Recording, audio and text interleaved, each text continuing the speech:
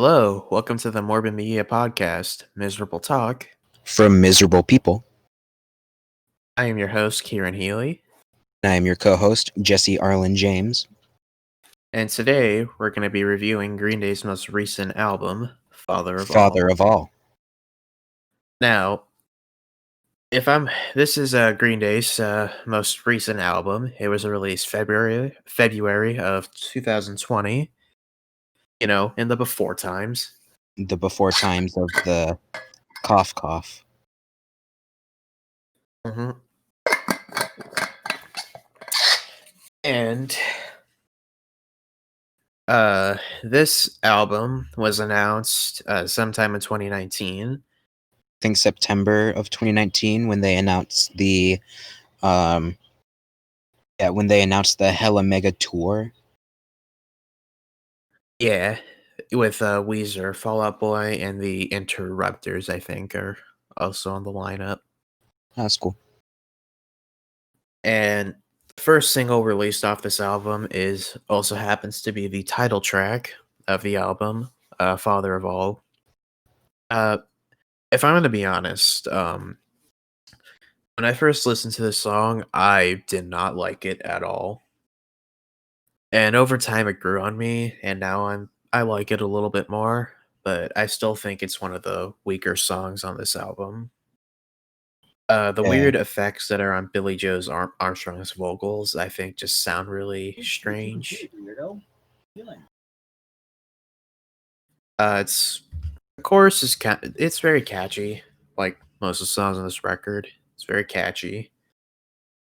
Um, yeah. I'm not really sure what else to say about this song, to be honest. Just because, like, when it first came out, I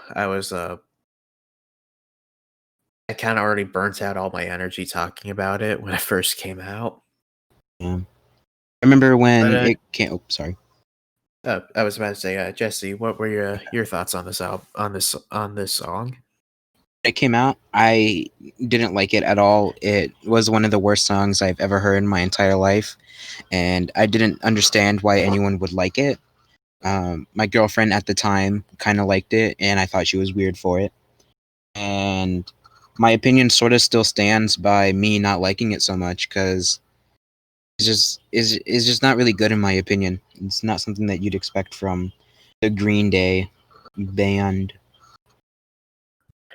I really Yeah, like it. It's just not good to me. yeah, I get that. That's gonna be my opinion for. Probably of most of this album, right? Yeah, that's gonna be my opinion for most of the songs on this album. Mm. It's just The not a good album next, for me. yeah, next song on this album, which also so happens to be the second single, is Fire Ready Aim. Just like Father, the title track, I'm not too fond of this one. It's very short. It's only a minute and 55 seconds. It's not really interesting. It's very repetitive in a bad way. I do think Billy's voice sounds better on this song. Uh, I thought it sounded, yeah, I thought that his voice on this song was way better than his voice on Father of All. So yeah, I'm not really too fond of this one. Again, just like Father of All, very catchy. That's yeah. Again, it's not really that interesting to me. Jesse, what do you think of Fire Ready Aim? When I first listened to it when it came out, I was all, it's not bad. It's a lot better than Father of All, and I mean, it's like you said, it's catchy, but it's also very repetitive in a bad way. It's really annoying because it's repetitive, and it could be a better song, but just like it's missing a few things that it's just there's a word for what it's missing, but I can't find it. Mm. That's my Yeah, opinion on it. yeah. Oh, and another thing, I agree that Fire Ready Aim is way better than Father of All. The next song on this album is also the final single released. Is the song "Oh Yeah." Um, I don't really like this song that much because it's kind of like Fire Ready Aim and also like Father of All. It's very repetitive in a bad way. It's not really that interesting to me. I do remember this song was faced with a lot of controversy because the chorus samples a Joan Jett song, which also samples a Gary Glitter song. And for those of you listening, Gary Glitter was a famous singer who also so happened to be a pedophile, and a lot of people were upset that Green Day sampled something from him in their music. And even though Green Day has said that they're donating the royalties made from Oh Yeah to like organizations that are supposed to help uh people who've gone through sexual abuse, it's still just a very questionable decision in my opinion to sample Glary Glitter in 2020. Uh Billy's voice I think sounds better on this song. Sorry about that. Uh yeah, I don't really have too much to say about Oh Yeah, other than that, it was faced with controversy. It's not really that interesting in my opinion. I I also thought the agree. music video was weird. Music video was whack as shit. Yeah. What'd you think of Oh Yeah? But it was really annoying. I really don't like this album. It's really just bad. I don't like it at all. I have nothing really good to say about it. I mean, I'll say that Fire Ready Aim is good cuz I don't know, I just kind of I don't know, that's the only song that I really liked. That and like two others. I'll say when we get to it. But oh yeah, is an oh no for me. That's all I'm going to say. Yeah, I agree with that. The next song on this record is Meet Me on the Roof, which also stars Gaten Matarazzo from Stranger Things in the music video, which is pretty cool. I don't really like this song that much because it sounds like some generic like rock song that would have been written for a Disney Channel show from like 2007. Like, the era of Big Time Rush, iCarly. I keep forgetting the name of the show, Those aren't but it's Disney with Channel shows, by the way. oh, okay. Time Rush and iCarly, those are Nickelodeon. Oh, my bad. Yeah. My apologies. Also, Yeah, iCarly was 2007. Big Time Rush was 2009. yeah, but you get my point.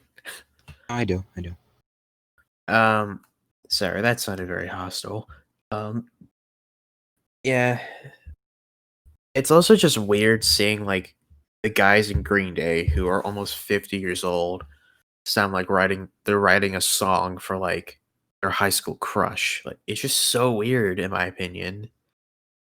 Um it's catchy. Uh I dislike the chorus to this because again it just sounds like a generic pop rock song from 2007. Uh I also don't really like the music video that much. And yeah, I thought Meet Me on the Roof is easily one of the worst, if not the worst song on this album, next to Oh Yeah. But, Jesse, what'd you think of, Meet Me on the Roof? It gave me vibes of Weezer's Black Album because it does sound like a. Sorry. It does sound like a too early 2000s pop song. And I felt like that's what Weezer was trying to do with their Black Album, make it more pop instead of like good. So then, They just failed to catch my interest with this song. And like you said, it can be catchy, but it's not like the good catchy. It's the one where you listen to it once and it stays in your head and you just want to kill yourself because of like how annoying it is. Yeah, that's exactly what this fucking song is. Oh. Next song on this record is I Was a Teenager. This is also happens to be the longest song on this album, which is 3 minutes and 47 seconds. I don't really like this one that much. Just because I think the lyrics don't make that much sense. Uh, it has a little bit more of a Green Day vibe to it, but it's little it sounds like something it would fit on Revolution Radio if the lyrics weren't cringy. Uh, Billy's voice sounds pretty good on this song. Uh, yeah, it's not really interesting. It feels more of a filler song. And again, lyrics are super cringy on this one. But yeah, I don't really have much to say about I Was a Teenager. Jesse, what do you think of I Was a Teenager? I actually really like this song. It has a really good bass line, and I do agree Billy's vocals are great in this one. They're good in this one, but they're great for me, and I actually enjoy it. Like you said, the lyrics can be cringy, but I mean, it's pretty good. Even if it was mainly probably meant for filler, it's not the worst that's on the album. It's Yeah. the best on the album for me. Uh, yeah. The next song on this album is "Stab You in the Heart." This song sounds like it would definitely fit on their album "Dose," which is probably the worst album out of the trio albums. Billy's voice sounds very aggressive on this song. It sounds like a like a rock song from the 1960s and like the era of Elvis. Uh, uh, yeah, I don't really have much to say about this one.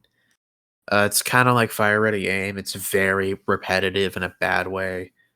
It's mostly just chorus. Like there's very few interesting things in the verses. Uh, I kind of dig Billy's aggression on his voice on this one. But yeah, I don't really care about this track too much. Jesse, what do you think of "Stab You in the Heart"? Stab you in the heart, more like stab me in the ears. No, I get the vibe of a 1960s rock song of the Elvis style because just like the guitar that like was how the guitar was being played and like it's not really a riff, but it was sort of a riff. It was like brum, brum, brum, brum, brum, brum, brum, that it gave me vibes of like Pretty Woman, just like a lot more fast and aggressive. And I did like Billy's aggression in his voice in this song. It was really nice, but I just it doesn't vibe with me. It doesn't pass the vibe check. Yeah. Uh, Next song on this record is probably, in my opinion, the best song on this album. Is "Sugar Youth." Now, uh, I really like the guitar riff in this song. It's really nice. Billy's voice sounds really good on this song. Uh, it doesn't play out the chorus too much, like with "Stab You in the Heart" and "Fire Ready Aim." It gives the verses a little bit more attention. I don't really care too much for the lyrics about the song, mostly because I don't really pay attention to lyrics in general in music. Although there are a few times where I do care about the lyrics. But yeah, Sugar Youth, my opinion, the best song on this record. Uh yeah, I don't really have much to say about it. Jesse, what do you think of Sugar Youth?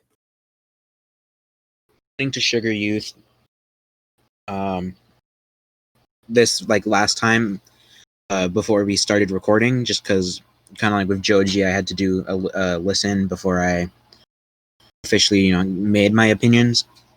Um, I just like. I mean, I like the guitar. That's it. I mean, my answers are going to be pretty short, but this one is good guitar. I don't care about it other than that. Yeah, I'm done. that's understandable. Yeah. Next song on this record is "Junkies on a High." Uh, I don't really like this one too much. The bass line is really nice. Um, I actually, even though I've listened to the song like a few times before we recorded this episode, I don't remember it that much. Yeah, I'm not really too fond of this, mostly because I feel like Junkies on a High is very filler. Just say about it. Jesse, what'd you think of this It was song? super filler. It's very obvious too. I felt like there wasn't a lot of effort and not well, there just wasn't a lot of dedication to the song, in my opinion. Um, there also just wasn't a lot of effort in it too. Um, like you said, good bass line. Don't pass my vibe check. Yeah. The next song on this record is "Take the Money and Crawl." I was digging this song um, until the lyrics where Billy Joe says "suck my cock." As soon as he said that, I was just like, "Yeah, no, this song fucking sucks." It reminds me of Sugar Youth, so that's why I liked it. But I was liking it until that lyric showed up, and then I was like, "Yeah, no, this is a this is not a good song." But what'd you think of "Take the Money and Crawl," Jesse? Um, I felt like it not good. Uh, I'm gonna describe that song in one word, and then we're gonna talk about the other song. And I describe it Alright. as travesty. Yeah, this song is not really that good. Now we're at the final song on this album, Graffitia. Um, I dig this one. Chorus is really nice. Billy's voice sounds pretty good on this one. Kind of got a little bit more of a Green Day vibe, but it's a little bit more pop than what they've normally released. Much to say about Graffitia, other than I kind of liked it. What'd you think of Graffitia, Jesse? Now, I love it. I really like it. It's one of those songs that, I actually listen to all the way when I listen to the album. And it's one of those songs that I don't know, it makes me, like I actually want to like, bob my head to it or get up and just like dance for a little bit. It's really like pop and like trying to be like a pop punk sort of thing. And I mean, I feel like it does both pretty well.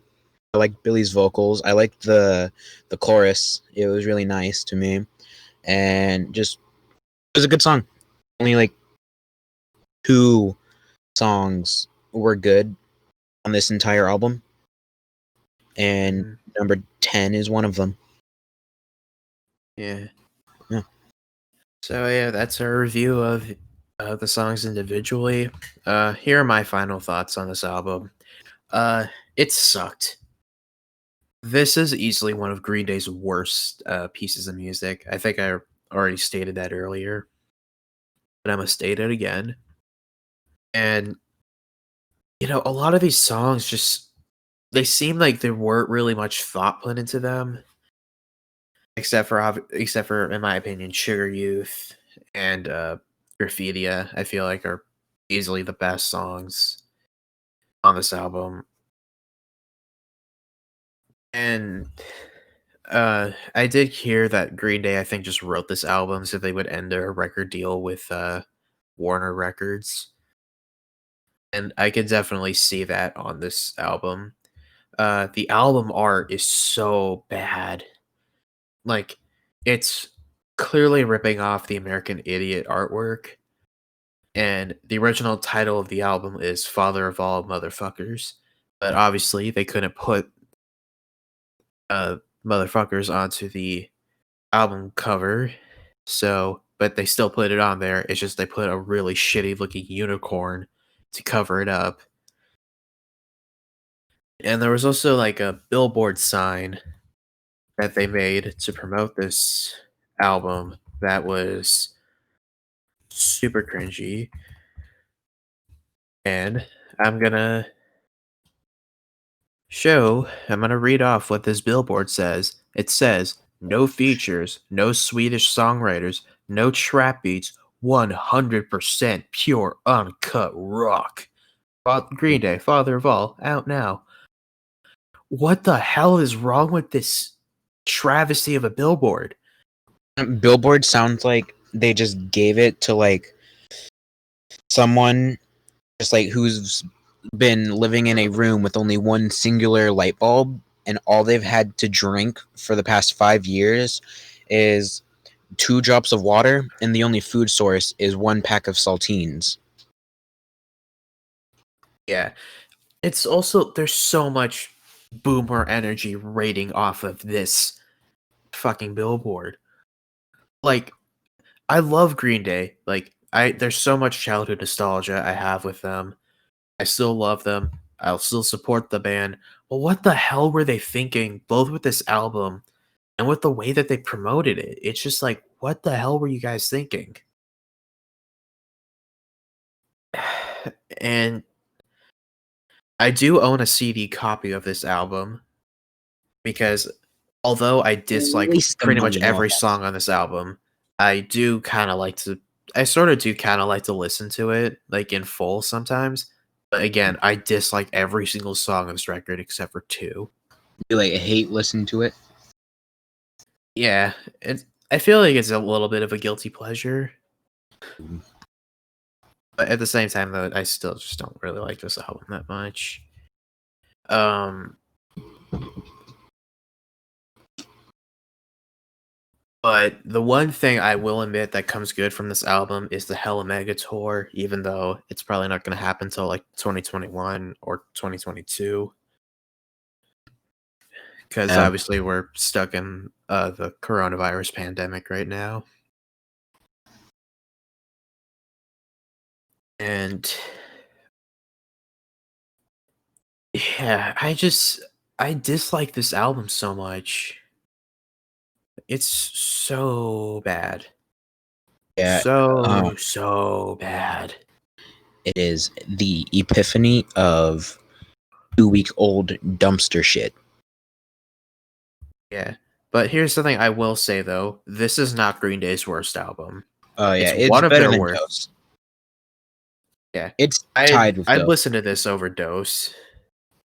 There's only like one song off of Dose that I would actually care to listen to, and that's Stray Heart. I don't really remember Stray Heart that much. Also Man, I 'cause I love thought Stray Heart. It's actually, isn't that from Dose? Hang on, give me a second. I need to make sure. I don't want to be wrong. it is from Dose. Okay. Yeah. That song's catchy, but it's also repetitive as hell. But also that's why it's catchy.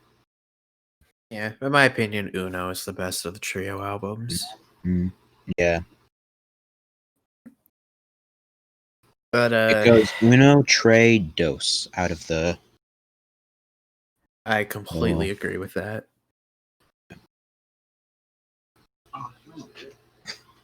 Sorry if you hear people talking in the background. It's alright. Uh, Yeah, I'm kind of burnt out on this review, if I'm going to be honest. Just because, again, when this album first came out, that's when I talked about it the most. So it just kind of feels, I just feel a little burnt out talking about it again for this podcast. This is actually the most I've ever talked about it in my entire life. Oh wow. I didn't really feel a need to talk about it since I didn't really like it that much. Like you said, there's only 2 good songs on here for me, and Yeah. So I guess now let's move on to the scoring of this record. Um I'd probably give this maybe a 2 out of 10 for those 2 songs that I like. I was The just other about to 8 say for the 2 songs. Yeah, the other 8 songs can go fuck themselves. The other 8 songs can go be eaten and then Turned into that 2-week-old dumpster shit.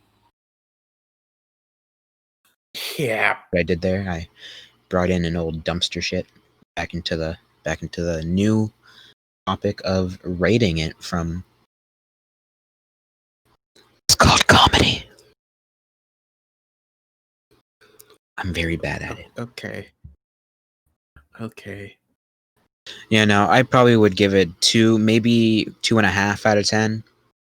Just because, you listen to a whole lot of terrible, but then that last song really gets you. That's what happened with me. Yeah. It was like a Pretty nice breath much. of fresh air and out of the dumpster shit. I gotta stop talking about dumpster shits, man. Something's wrong with me. But yeah, that's our review of Father of All. Father of all mother yuckers. Um this is technically the segment where I just announce pieces of news. I only have like one thing to say is Joji, the artist who reviewed in our last music review, is hosting a live stream event on October 23rd. I know that He's looks gonna so play. cool, but Yeah, I I also, don't have money. that sucks. But yeah, he's gonna play every single song off his new album at that show, Mm. and he's gonna do some extra stuff too, according to the sales of the ticket. I bought one because I was really interested in this event. And if you're a fan of Joji, and if you're at all interested, you can buy a ticket. If you are not interested, then don't force yourself to do that. Yeah, it looks like we might have a topic for the next episode, which would be you discussing how the concert was, or like a little piece of it for next episode. Yeah, I think if we do another Joji review, I think I might talk about it. Okay. But yeah, that's it for today's episode. I'm Kieran, I'm Jesse. and thank you for listening to today's episode of the Morbid Media Podcast. Make sure to hit that subscribe button so then you can see when we release new episodes. And Like take it care. if you liked it. Yeah, that would be good Oh, because follow then us on the YouTube Instagram and Twitter. We're very desperate for everyone's attention. algorithm. Yeah. Take care, you guys. Be good Have a people. nice